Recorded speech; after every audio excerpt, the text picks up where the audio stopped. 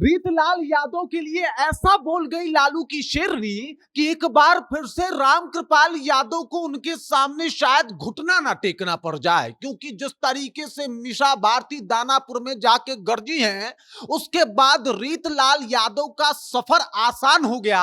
वहीं पे रामकृपाल यादव की मुश्किलें बहुत ज्यादा बढ़ती हुई दिखाई दे रही है। आपको पता ही होगा कि 2024 में लोकसभा चुनाव रामकृपाल यादव को हराने के बाद अब विधानसभा भी जीतने नहीं देंगी मीसा भारती। ऐसा मैं क्यों कह रहा हूं, सब कुछ आपको विस्तार पूर्वक बताऊंगा, समझाऊंगा, लेकिन उससे पहले मेरा परिचय जान लीजिए। मेरा नाम है रजत और आप जनता जंक्शन देख रहे हैं। देख लीजिए, मीसा भारती ये वही मीसा भारती हैं जिन्होंने रामकृपाल यादव को पाटलिपुत्र में हराया। हालांकि रामकृपाल यादव से हारी भी हैं, लेकिन कमबैक हो तो मीसा भारती के जैसा इन्होंने कमबैक करा और इन्होंने वहां से इनको चुनाव हरवाया।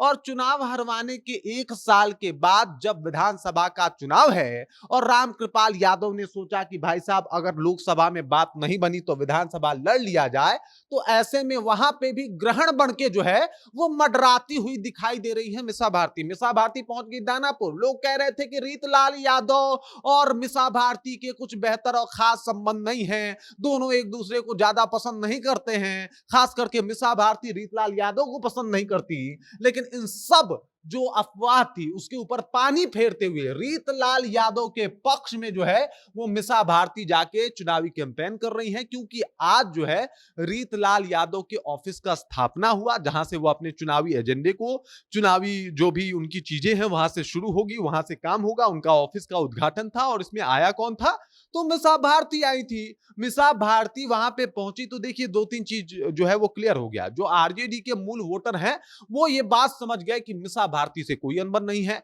दूसरा बात ये क्लियर हो गया कि देख लीजिए जिस तरीके से एकदम से लोकसभा, जो पाटलिपुत्र का लोकसभा चुनाव था और रामकृपाल यादव को पटखनी दिया था मीसा भारती ने, ठीक उसी तर्ज को दोहराने के लिए मीसा भारती को भेजा गया है दानापुर रीतलाल यादव के पक्ष में, ताकि रीतलाल यादव वहां से चुनाव जीत जाए। हालांकि वो जीते हुए विधायक हैं, अपना रौला चलता है, अपना माहौल है, बाहुबली छवि के लिए जाने जाते हैं और फिलहाल अभी जेल में भी हैं। लेकिन रीतलाल यादव चुनाव लड़ रहे हैं, उनको टिकट उसके बाद भी मिला है तेजस्वी यादव की तरफ से, और तेजस्वी यादव चाहते भी हैं कि रीतलाल यादव चुनाव जीत जाए। तभी तो अपनी बहन मीसा भारती को वहां पे भेजा गया। मैंने स्टार्टिंग में ही कहा था लालू की शेरनी ने ऐसा दहाड़ा, इसके पीछे का कारण यह है कि उन्होंने कहा कि रामकृपाल यादव जी को सब चाहिए।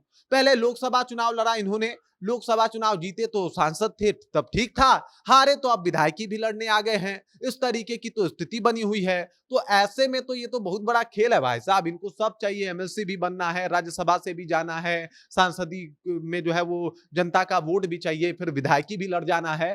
तो इस तरीके से तो काम नहीं होने वाला। इन्होंने कहा कि इनको सब मिला भी, लेकिन उन्होंने सब कुछ त्याग के भाजपा का दामन चुना। और अब देख लीजिए भाजपा में जाके किस तरीके की बातें कर रहे हैं, वहां पे जाके खूब दहाड़ती और रीतलाल यादव के पक्ष में बोलती हुई दिखाई दी मीसा भारती। तो वहीं पे रामकृपाल यादव को एकदम से इन्होंने घेर लिया, कहा कि भाई साहब इस बार भी नहीं, मतलब लोकसभा चुनाव आप हारे थे, विधानसभा भी हारने की तैयारी कीजिए, क्योंकि दानापुर में एक तो रीतलाल यादव वैसे ही मजबूत हैं, लेकिन रामकृपाल यादव को वहां पे सोचना पड़ेगा। हालांकि जो पाटलिपुत्र का क्षेत्र है उसी में दानापुर विधानसभा भी आता है, लेकिन ऐसे में रीतलाल यादव जब वहां से ताल ठोक रहे हैं तो रामकृपाल यादव का कितना प्रभाव पड़ेगा ये भी देखना खासा लाजमी होगा।